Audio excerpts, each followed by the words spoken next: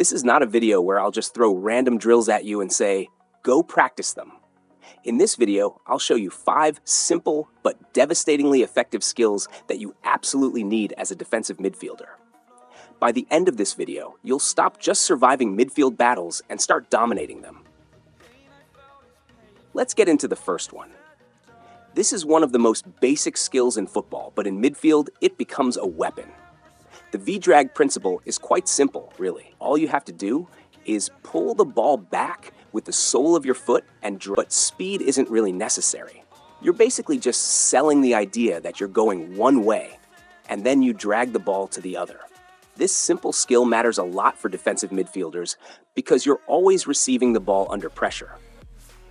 Whether it's someone sprinting at you from behind or an attacker closing from the front, the V-drag gives you an instant exit door. Watch Sergio Busquets. He built an entire career on turning impossible situations into easy passes because of this move. Players commit to where they think the ball is going. With the drag, you're killing their moves on any player at any level. Fast players, slow players, smart players, it doesn't matter because you're not beating their physical attributes. You're beating their reaction time. Okay, now you've mastered the V-drag. You've put in the work, practiced with teammates, and now the move almost feels like second nature to you. What next? The answer to that is the most underrated weapon you must learn as a defensive midfielder. Yeah, everyone talks about dribbling, the step-overs, the flicks, and all that, but the ability to switch the ball from one side to the other is a literal game changer. You see players like Fabinho, Mac Allister, and Jorginho do this every week, making it look super easy, because it is. Watch Rodri in any of his games for Manchester City. He receives the ball with a single touch and then switches the play over to the other flank with a long pass. This is very effective as it relieves the pressure and allows the team to retain possession.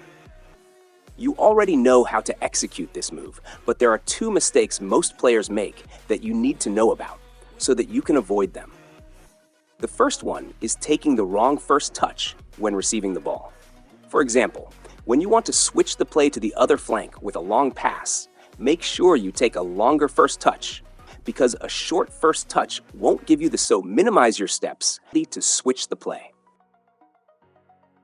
This third skill is one that resonates well with attackers because when you think of it, one name comes to mind: Messi. The body feint is one, if not the most, simple but deadliest skill in modern football. And yes, it's just as important for midfielders as it is for attackers. Why? Because defenders read your body before they read the ball. If you can sell them a fake with your hips, shoulders, or even just your head, you buy yourself the fraction of a second needed to escape pressure. Think of Luka Modrić. He doesn't rely on step-overs or fancy elastico moves.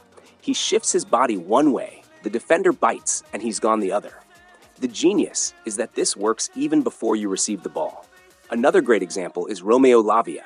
He shapes his body like he's turning left, but at the last second, he drops a shoulder and then collects the pass going right.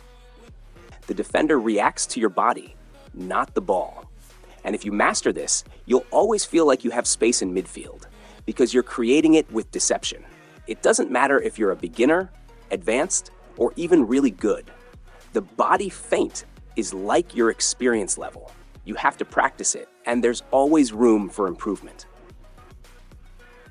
Now, the next skill is very crucial to switching play that we learned earlier, but it is almost never talked about, as if it's hidden in plain sight. Now, if there's one thing that separates average midfielders from elite ones, it's the half turn, the ability to receive the ball already half turned toward the play. Most players stop dead when they get a pass from the back line. They trap the ball, look up, and by the time they scan the pitch, the pressing trap has closed. The half turn destroys that. This skill is very effective in switching play and playing a forward pass. Before the ball even comes to you, check your shoulder.